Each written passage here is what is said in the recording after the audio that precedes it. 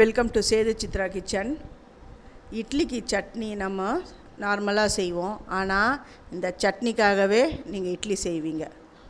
அவ்வளோ அட்டகாசமாக இருக்கும் இந்த சட்னி. இந்த சட்னிக்காகவே ஒரு கூட்டமே அந்த கடையில் அப்படியே நின்றுட்டு இருந்தது.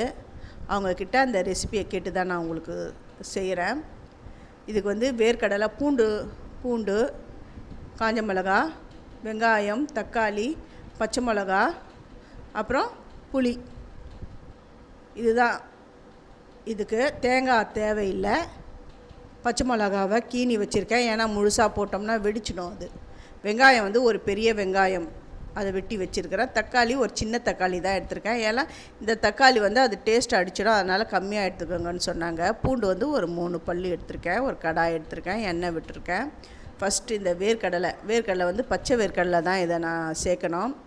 இது நல்லா வறுபடணும். இது கூடவே ஒரு 4 காஞ்ச மிளகாவை சேர்க்குறேன். இந்த வேர்க்கடலை வந்து ஒரு அரை கப் தான் நான் எடுத்திருக்கேன். நான் வந்து காஷ்மீரி மிளகாய் தான் நான் எடுத்திருக்கேன், அதனால் இது வந்து காரம் அவ்வளோவா இருக்காது. வெட்டி வச்சுருக்கிற வெங்காயம், பூண்டு, பச்சை மிளகா இதெல்லாம் சேர்த்து, அதாவது ரொம்ப நல்லா வதக்கணுன்னு அப்படி கிடையாது. இந்த வெங்காயம் ஓரளவுக்கு வதங்கினா போதும். இப்போ வந்து வெட்டி வச்சுருக்கிற தக்காளி இதில் சேர்க்கணும்.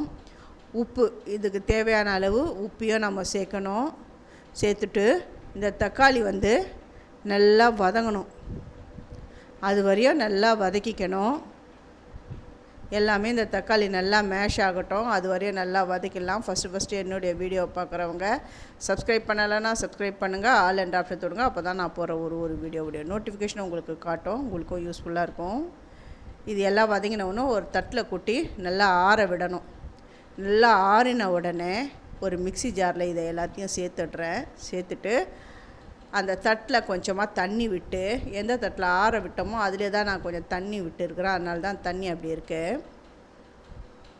மிக்ஸி ஜாரில் சேர்த்து நல்லா அரைச்சிக்கணும். நல்லா மையெல்லாம் அரைக்கக்கூடாது, அதே டைமில் ரொம்ப கொரகொரனும் அரைக்கக்கூடாது. ரொம்ப நைஸாகவும் அரைக்கக்கூடாது, கொரகொரனும் அரைக்கக்கூடாது. அது நடுவில் அப்படி அரைச்சிக்கணும். இப்போ இதை வந்து தாளிக்கணும். நான் எண்ணெய் விட்டுட்டு உளுந்தம்பருப்பு வந்து ஒரு ஸ்பூன், அப்புறம் கடலைப்பருப்பு, இது ரெண்டும் லைட்டாக செவந்து வரும்பொழுது கடுகு சேர்த்துட்டு கொஞ்சம் பெருங்காயம் சேர்த்துட்டேன். இந்த சட்னியில் அரைச்சி வச்சுருக்கிற இந்த சட்னியில் சேர்க்கணும்.